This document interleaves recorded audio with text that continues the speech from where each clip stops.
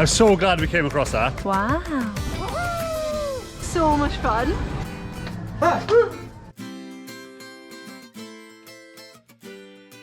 Some quick facts about Izmir. It is the third largest city in Turkey. It has a population of over 4 million people. And it is a coastal city that sits on the Aegean Sea. And look how calm it is. And it's not the nicest day either. It's a bit cloudy, but you would have thought that it was at least a little bit rocky, but it's not at all. I suppose it isn't that windy today. But I don't know if I've ever seen a sea so calm. Yeah. It's almost like Almost looks like a lake. it's almost like the sea lock where we were in Ullapool, where we were skimming the stones. Yeah. Really, really calm. But as you can see, I don't know if you can see in the distance, the city actually stretches all the way around and comes all the way to here. And I'm not sure how far it goes that way, but there's this really cool mountain range, looks like, in the background there.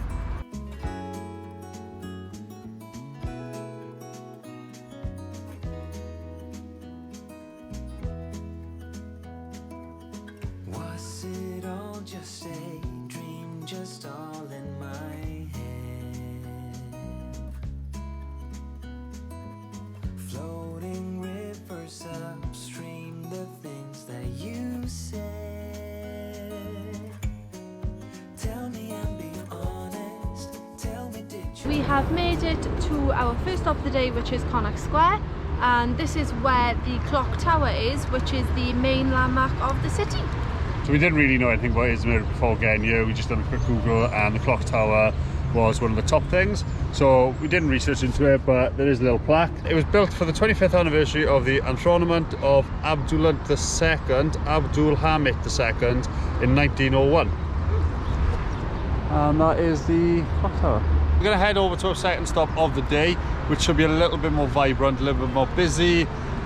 Excited to check that out. Yeah. And hopefully, little hint, we can find something good to eat.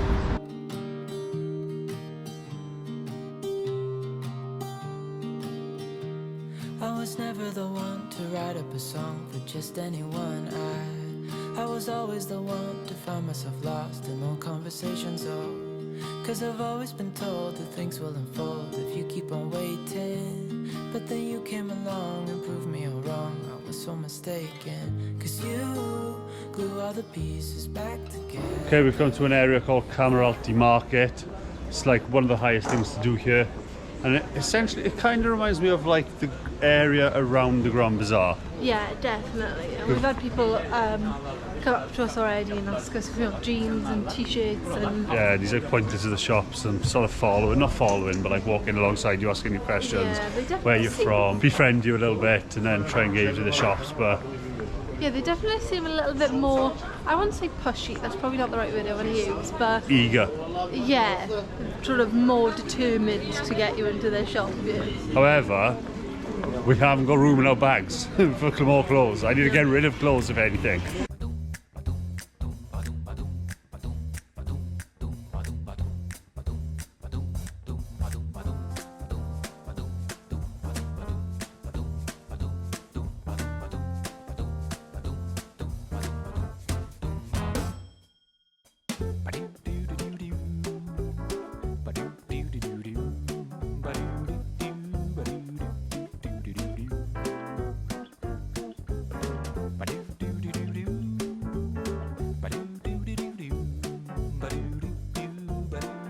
We've come to a much more of a foodie spot, and we're passing loads of fish.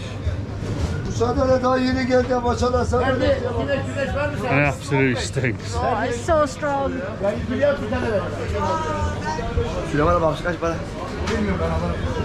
I know it's a big fishing area, this, isn't it? Yeah. So I can imagine all this is fresh, but there's so much of it all the way up.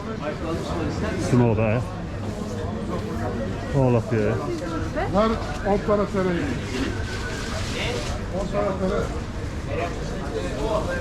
And all across here. That's mad how much fish there is. This place is the same as the Grand Bazaar area, like I said, it's an absolute maze. There's so many different shops, so many like restaurants and sort of like street food vendors and stuff. Okay, just a quick 3 things that we've noticed about the market.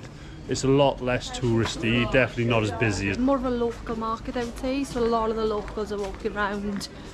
And it doesn't seem to be as much branded clothing. There seems to be a lot more just normal items like no logos, stuff like that. So Yeah. probably a lot cheaper here as well than sort of the Grand Bazaar. I don't really want to compare them, but definitely if you come into Turkey and you head to Istanbul, I definitely recommend checking out the Grand Bazaar.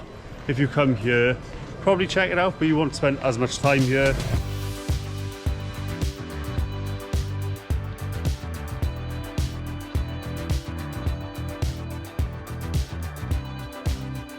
Definitely a lot bigger than we initially thought.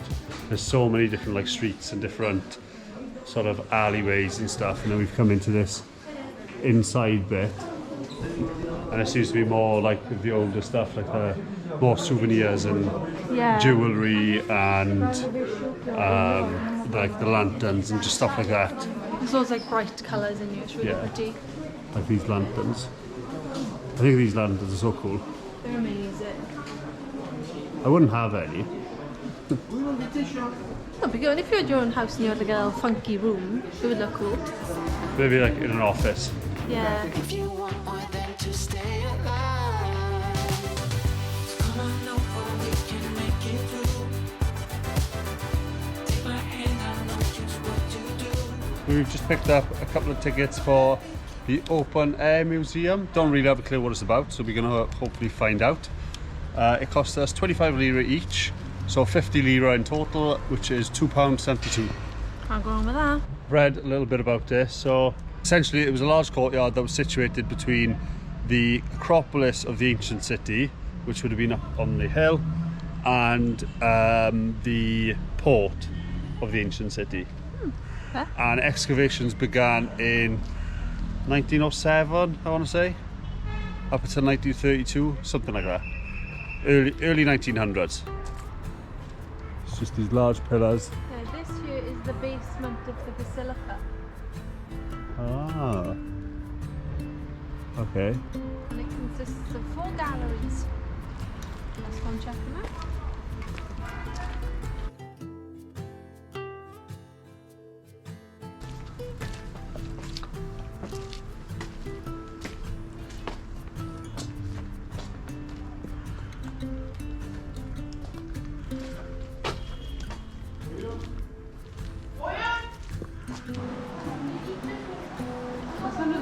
What it was going to be? Was there a waterfall? No.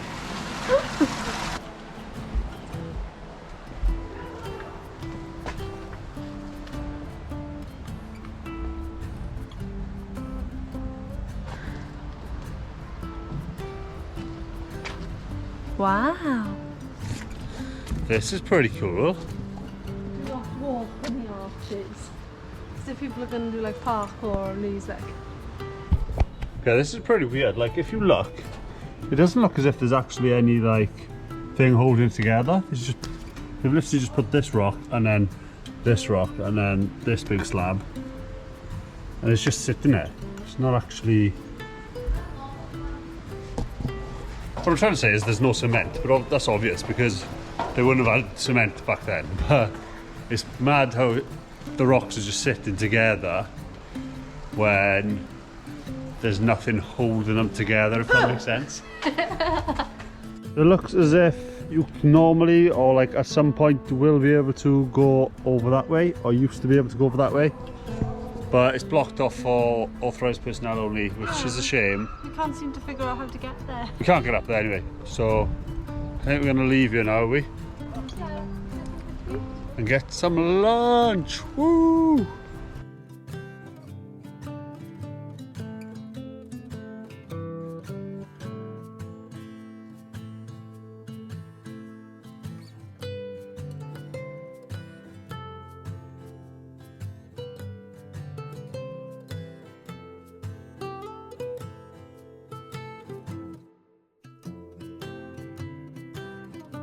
Just finished having lunch. We couldn't really film in there because the music was so loud. Yeah.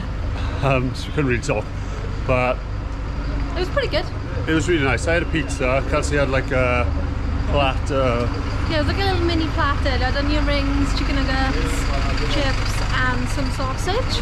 We also had a Coke and a Sprite, and it came to £4 and 8 pence, or 75 lira, was it? 75? Yeah. Which is ridiculous.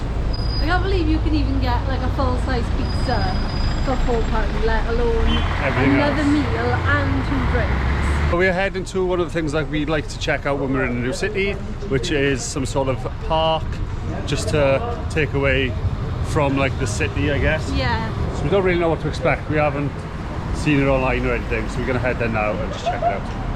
Walk off on lunch.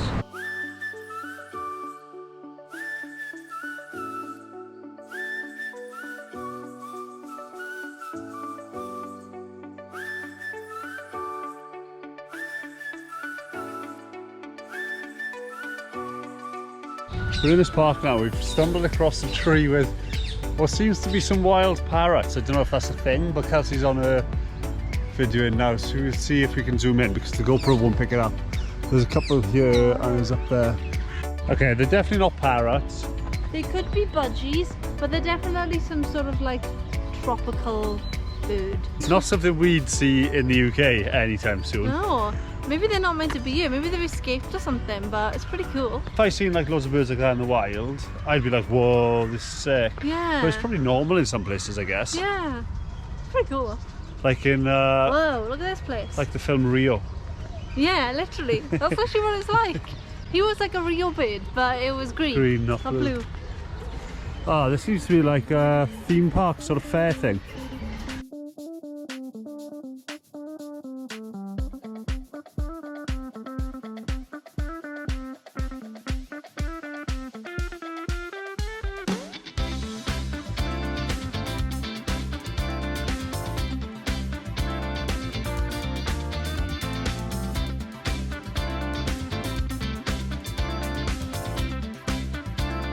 This is seriously cool. We just come across it in the park. It's like a big fair.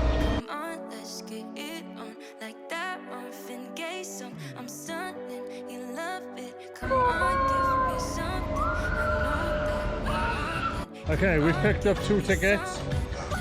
Okay, we're on the swings.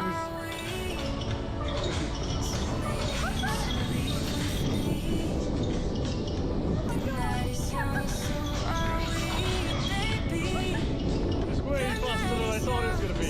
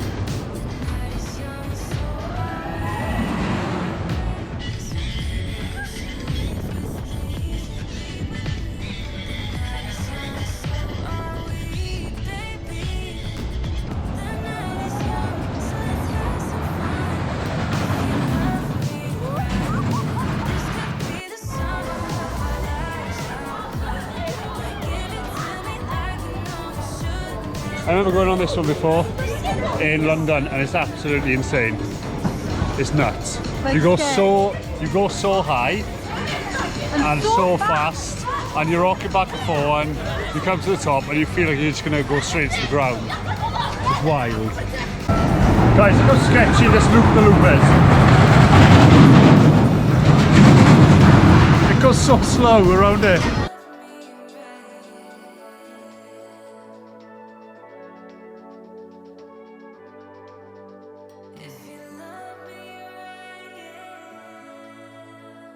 We've literally just left the amusement park here, and they've got these massive palm trees. And look how, Kelsey, go stand by them. Look how big they are compared to Kelsey. They're huge. Oh my god, that looks class.